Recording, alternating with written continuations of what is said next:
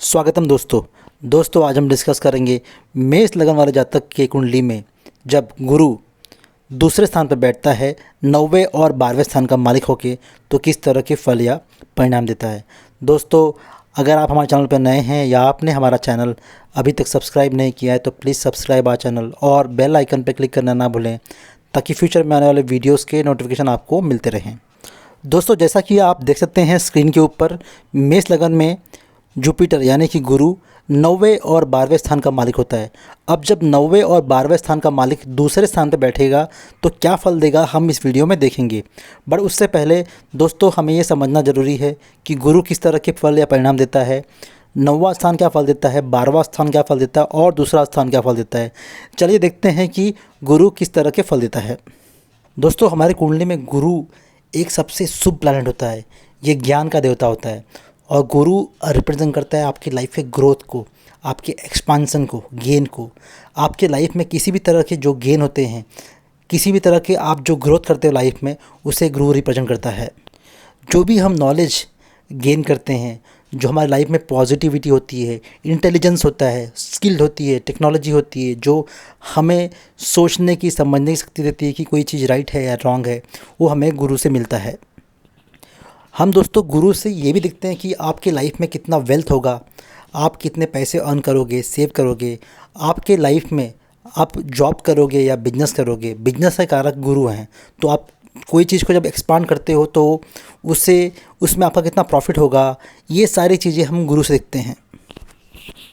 हमारे धर्म को, रिलीजन को, हमारे लॉ को, जो कानून बोलते हैं जिसे, उसे भी गुरु रिप्रेजेंट करता है। क्योंकि कानून और लॉ एक तरह से उसको सीखने के लिए आपको एजुकेशन चाहिए, वो भी गुरु करता है रिप्रेजेंट। गुरु रिप्रेजेंट करता है हमारे धर्म को, हम कौन सा धर्म चूज़ करते हैं, कौन सा नहीं करते हैं, उसकी सोचने की क्षमता को भी गुरु करता है रिप्रेजेंट। साथ ही गुरु रिप्रेजेंट करता है आपके चाइल्ड को, आपके बच्चे को। आपका बच्चा कैसा होगा, किस तरह का होगा, उसे नॉलेज होगा या नहीं होगा, तो ये सब चीज़ें हम गुरु से देखते हैं। दोस्तों कुंडली में सेकेंड हाउस रिप्रेजेंट करता है आपकी फैमिली वैल्यू को, आपके इनिशियल बेसिक एजुकेशन को। दोस्तों दूसरा स्थान रिप्रेजेंट करता है आपकी वाणी को, आपकी आवाज़ को, आप किस तरह से बात करते हो, कैसे बिहेव करते हो, आपकी वाणी कैसी है, ये हम दूसरे स्थान से देखते हैं। साथ ही दूसरे स्थान से हम देखते हैं दोस्तों आपकी वेल्थ कितनी है, आप कितना सेविंग करेंगे, आपके एक्सपेंडिचर के कंपेयर में आपकी सेविंग कितनी है, आपके सोर्सेस ऑफ इनकम क्या है, ये सब हम सेकेंड हाउस से देखते हैं। साथ ही हम सेकेंड हाउस से देखते हैं कि आपकी फैमिली ट्रेडिशन क्या है, आपकी लेगेसी क्या है, वो भी हम दूसरे स्थान से देखते हैं। दोस्तों 9th हाउस रिप्रेजेंट करता है आपके हायर एजुकेशन को, 9th हाउस रिप्रेजेंट करता है आपके गुरु को, टीचर को। आप अपने टीचर से क्या सीखते हैं, उससे आपको क्या बेनिफिट होता है, ये 9th हाउस रिप्रेजेंट करता है। साथ ही 9th हाउस रिप्रेजेंट करता है दोस्तों आपके पिताजी को, उनके टीचिंग को भी 9th हाउस रिप्रेजेंट करता है, क्योंकि पिताजी भी आपके एक तरह से पहले गुरु हैं आपकी माता के बाद। तो दोस्तों साथ ही 9th हाउस रिप्रेजेंट करता है आपके लॉन्ग डिस्टेंस ट्रैवल को। अगर आप कहीं पे ट्रैवल कर रहे हैं फॉर एजुकेशन, फॉर धर्मा, कर्म के लिए, ये सब चीज़ें भी हम 9th हाउस से देखते हैं। 9th हाउस आपका एक स्ट्रॉन्ग हाउस होता है आपके रिलीजियस पर्सपेक्टिव का, रिलीजियस व्यू का। तो धर्म को भी हम 9th हाउस से देखते हैं। आप अपने रिलीजन व्यू में कितने स्ट्रॉन्ग है, कितना बिलीव करते हो, कितना मानते हो, इसे भी हम 9th हाउस से देखते हैं। दोस्तों 12th यानी 12वां हाउस हमारी कुंडली में रिप्रेजेंट करता है फॉरेन सेटलमेंट को, किसी भी तरह के लॉस और एक्सपेंसेस को। अब लॉस और एक्सपेंसेस ज़रूरी नहीं है पैसे का हो, आपके हेल्थ का होता है, आपके एनर्जी का होता है। आप कुछ काम कर रहे हैं, आपको उसका फल नहीं मिलता है, वो भी एक तरह का लॉस और एक्सपेंसेस है। जेल को करता है रिप्रेजेंट, हॉस्पिटल को करता है रिप्रेजेंट, आपके एक्सपेंसेस को करता है रिप्रेजेंट, आपके लाइफ में मेंटल वरी को, टेंशन को करता है रिप्रेजेंट। साथ ही दोस्तों 12वां स्थान रिप्रेजेंट करता है आइसोलेशन को, मोक्ष को, मुक्ति को। तो हमारे कुंडली में अगर आपकी कुंडली में ऐसा लिखाया गया है कि आपको मोक्ष या मुक्ति मिलना है तो भी वो 12th स्थान के थ्रू ही मिलता है। इसीलिए 12th स्थान अच्छा भी है और बुरा भी है और एक तरह से मोक्ष का कारक भी है। दोस्तों मेष लगन में जब गुरु दूसरे स्थान पर बैठता है तो ऐसे जातक को जो फाइनेंशियल बेनिफिट होता है, जो वेल्थ होता है, जो सेविंग्स होती है, वो उनको मिलती है फॉरेन कंट्रीज से, क्योंकि जुपिटर 12वें स्थान का मालिक है और फॉर्चून का मालिक यानी 90 स्थान का मालिक है। ऐसे जातक जब फॉरेन कंट्री में जाकर काम करते हैं या फॉरेन कंट्री से रिलेटेड कोई बिजनेस करते हैं या एक्सपोर्ट इंपोर्ट में होता हो ऐसा बिजनेस करते हैं, तो ऐसी जगह पे इनका जो फाइनेंशियल ग्रोथ होता है, जो फाइनेंशियल सेविंग होती है, वो काफ़ी हाई होती है। पर अगर जो वो जहाँ पैदा हुए डोमेस्टिक अपने प्लेस पे या इंडिया में, फॉर एग्जांपल आप इंडिया में बॉर्न हो और वहीं पे काम कर रहे हो, तो आपका जो सेविंग्स होता है, जो वेल्थ होता है, वो इतना स्ट्रांग नहीं होगा जितना आपको फॉरेन कंट्री से मिलेगा। फॉर एग्जांपल आप फॉरेन के कोई ऐसे बिजनेस कर रहे हैं जो आपके प्रोडक्ट फ़ॉरेन वाले लोग लेते हैं या उसे ख़रीदते हैं, तो ऐसी जगह पे आपका जो बेनिफिट होगा, जो आपका सेविंग्स होगा, जो आपका आप कह सकते हैं फाइनेंशियल ग्रोथ होगा, ज़्यादा होगा। दोस्तों, जब गुरु दूसरे स्थान पे बैठता है तो वो एक्चुअल में शुक्र के स्थान पे बैठा हुआ है। दूसरा स्थान रिप्रेजेंट करता है आपके शुक्र के लॉर्ड को। तो दोस्तों, ये गुरु के लिए अच्छी पोजीशन नहीं होती। यहाँ पे गुरु वीक होता है, आप कह सकते हैं अपने एनिमी हाउस में होता है, लेकिन उसके बाद भी गुरु जहाँ भी बैठता है आपको एक्सपांसन देता है या ग्रोथ देता है। और दूसरा स्थान एक शुभ हाउस है, तो दोस्तों कहीं ना कहीं आपको वो मिले जुले फल देगा। फॉर एग्ज़ाम्पल आपके जो फॉर्च्यून होंगे वो इतने स्ट्रॉन्ग नहीं होंगे, बट स्ट्रॉन्ग तो होंगे कि आपको इफेक्ट दे सके। साथ ही दोस्तों, दूसरा स्थान रिप्रेजेंट करता है आपकी फैमिली को, आपकी फैमिली इनहेरिटेंस को। तो जब गुरु दूसरे स्थान पर बैठता है तो अपना उसका जो कार्य है, जो उसका नेचर है, वो एक्सपांशन का है, ग्रोथ का है। तो आपको जो बेनिफिट होगा अपने फैमिली से बहुत ज़्यादा मिलेगा। और साथ ही अगर आप कोई फैमिली में हो, अपने फैमिली के प्रॉपर्टीज़ या असेट्स जो होते हैं आपको आसानी से मिल जाएंगे, आपको उसके लिए कोई डिस्प्यूट करना नहीं पड़ेगा। आपकी फैमिली काफ़ी सपोर्टिव होगी आपको लेके, लेकिन आपको कहीं ना कहीं आपको अंदर से लगता होगा कि मेरी फैमिली मेरे को अपोज़ करती है या मेरे से सपोर्ट ही नहीं हुए। उसका रीज़न ये है दोस्तों कि गुरु शुक्र के हाउस में बैठा हुआ है और ये एक दूसरे से एनिमी है, तो थोड़ा सा आपको एक भ्रम देगा। लेकिन ओवरऑल आपको अपने फैमिली से बेनिफिट मिलेगा और फैमिली के इनहेरिटेंस और प्रॉपर्टीज़ आपको मिल जाएगी आसानी से।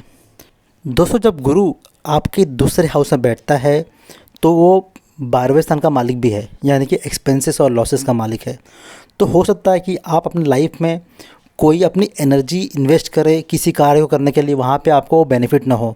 या हो सकता है कि अब गुरु दूसरे स्थान का मालिक के स्थान पर जाके बैठा हुआ है जो कि वीनस है, और वो रिप्रेजेंट करता है लग्जरी आइटम को, फूड इनटेक को।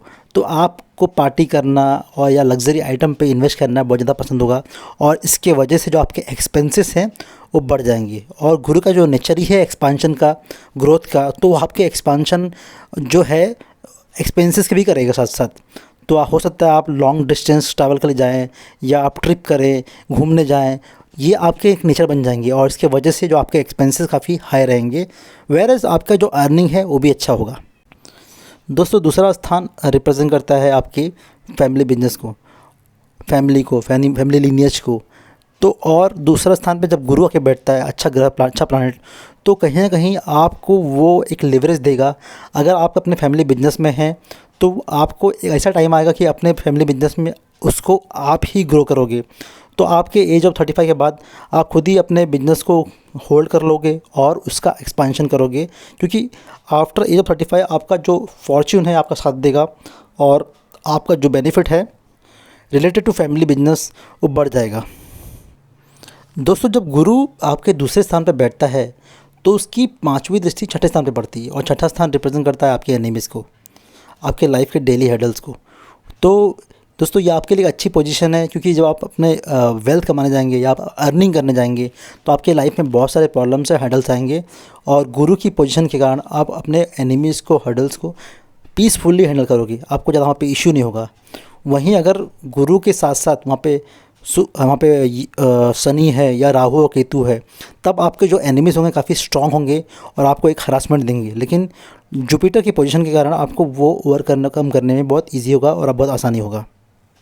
दोस्तों, जब गुरु आपके दूसरे स्थान पर बैठता है, स्पेशली फॉर मेष लगन वाले जातक के लिए, तो उसकी 7वीं दृष्टि 8वें स्थान पर पड़ती है, और 8वां स्थान रिप्रेजेंट करता है आपके इन-लॉज़ को, आपके लॉन्ग लाइफ को, लाइफ के सडन अप्स एंड डाउन्स को। और गुरु के बैठने के कारण दूसरे हाउस में उसकी 7वीं दृष्टि डायरेक्ट 8वें स्थान पर पड़ती है, और इसके वजह से आपको 8वें स्थान का जो खराब फल है वो नहीं मिलेगा। और एक ये भी होता है दोस्तों कि गुरु की अच्छी पोजीशन होगी तो उससे आपकी जो लाइफ का जो स्पैन है, आपकी जो आयु है वो काफ़ी लंबी रहेगी, आपको एक हेल्दी लाइफ मिलेगा।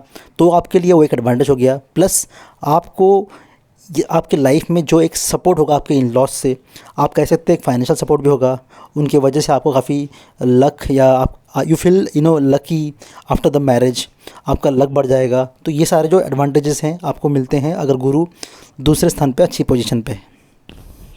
वहीं दोस्तों जब गुरु की 9वीं दृष्टि दूसरे स्थान से पड़ती है 10वें स्थान पे, और 10वां स्थान रिप्रेजेंट करता है आपके करियर को, आपके लाइफ के सोशल स्टेटस को, अथॉरिटी को और आपके डैड को, यानी कि आपके पिताजी को। तो दोस्तों आपके पिताजी के और आपके जो संबंध होंगे हमेशा अप एंड डाउन रहेंगे। आप कह सकते हैं कि आप लोगों का काफ़ी डिबेट होगा चीज़ों को लेके।